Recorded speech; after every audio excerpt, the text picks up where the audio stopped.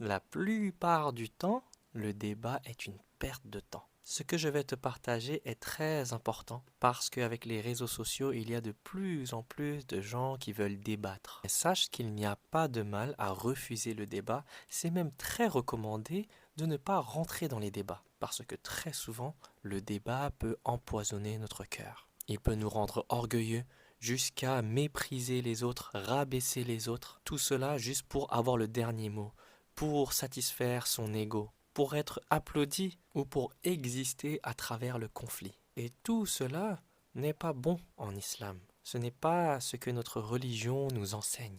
Alors au lieu de nourrir ton orgueil, nourris ta foi. La plupart du temps dans les débats, les gens n'écoutent pas pour comprendre, ils écoutent pour répondre. Ils veulent essayer de convaincre. Mais en islam, on n'essaye pas de convaincre les gens. On force personne à croire. On partage ce qu'on aime sur notre religion et on sait que c'est Allah qui guide. Le prophète Mohammed sallallahu alayhi wa sallam a dit: lorsque l'ignorant se tait, les disputes cessent. Et il a également dit: l'homme le plus détesté d'Allah est celui qui est acharné dans la dispute. Et donc, ce qui signifie que les disputes mènent souvent à l'égarement. Le prophète Mohammed sallallahu alayhi wa sallam a dit: le peuple qui s'est égaré après avoir été guidé ne l'a fait que par amour du débat. Et la plupart du temps, les débats religieux sont remplis d'orgueil. Je vais vous partager ce que les grands savants disent à propos des débats. L'imam Malik a dit: